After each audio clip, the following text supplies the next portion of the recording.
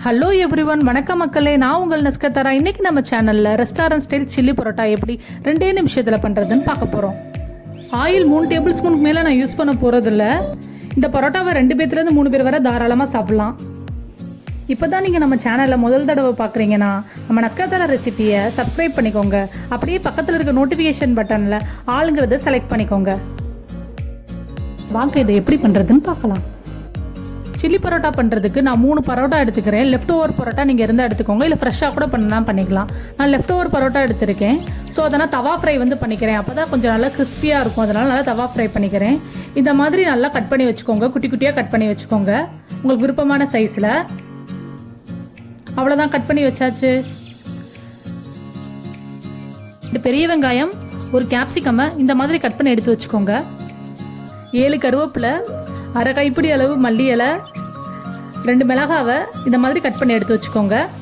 ஒரு கடாயில் மீடியம் ஃப்ளேமில் 3 டேபிள் ஸ்பூன் எண்ணெய் விட்டுக்கோங்க. அந்த எண்ணெய் நல்லா சுட்டதுக்கப்புறம் 1 டீஸ்பூன் கடுகுளுந்த பருப்பு ஆட் பண்ணிவிட்டு தென் கருவேப்பிலை ஆட் பண்ணிடுவோம். அதுக்கப்புறம் எடுத்து வச்சுருந்த 2 வெங்காயம், பச்சை மிளகாய் இதை ஆட் பண்ணி விட்டுறலாம். அதுக்கப்புறம் 1 டேபிள் ஸ்பூன் இஞ்சி பூண்டு பேஸ்ட் ஆட் பண்ணிக்கலாம். இதை நல்லா வதக்கி விட்டுக்கலாம் அந்த பச்சை வாடை போகிற வரை. நெக்ஸ்ட்டு 4 பூண்டை குட்டி குட்டியாக கட் பண்ணி அதையும் ஆட் பண்ணிக்கோங்க. இப்போ நல்லா வதக்கி விட்டுறலாம். தேவையான அளவு உப்பு, நான் 1.5 டீஸ்பூன் உப்பு ஆட் பண்ணிக்கிறேன். நல்லா வதக்கி விட்டுடலாம். 1.5 டீஸ்பூன் மிளகாத்தூள், 1 டேபிள் ஸ்பூன் மல்லித்தூள், 1 டேபிள் ஸ்பூன் கரம் மசாலா இதை போட்டு நல்லா ஆட் பண்ணிவிட்டு நல்லா மிக்ஸ் பண்ணி விட்டுறலாம்.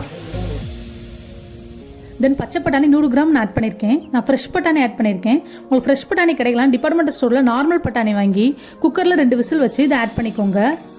நெக்ஸ்ட் ஒரு 5 மினிட்ஸ்க்கு அப்புறம் இந்த பட்டாணி நல்லா வெந்ததுக்கப்புறம் தென் ஆல்ரெடி கட் பண்ணி வச்சிருந்து குடமிளகாய் ஆட் பண்ணுறோம். இந்த ஸ்டேஜில் தான் குடமிளகாய் ஆட் பண்ணணும். குடமிளகாய் ரொம்ப வெந்திருக்கவும் கூடாது, ஹாஃப் கூட இருக்கணும்.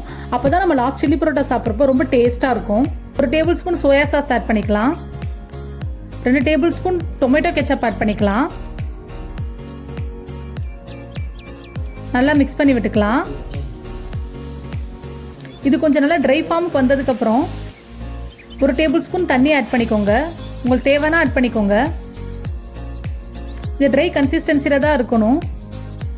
நல்லா ட்ரை ஆனதுக்கப்புறம் மசாலா நம்ம கட் பண்ணி வச்சுருந்த பரோட்டாவை ஆட் பண்ணிக்கலாம்.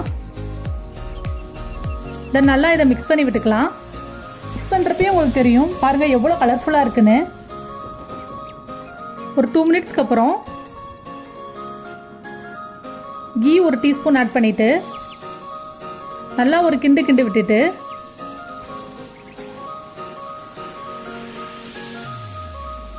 ஃபோர் to 5 மினிட்ஸில் ஸ்டவ் ஆஃப் பண்ணிடலாம். அவ்வளோதான், நம்ம சுவையான ரெஸ்டாரண்ட் ஸ்டைல் சில்லி பரோட்டா ஈஸியாக ரெடி ஆயிடுச்சு.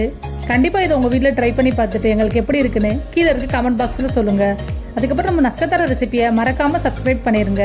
அது வரைக்கும் மக்களே நல்லா சாப்பிடுங்க, நல்லதே சாப்பிடுங்க.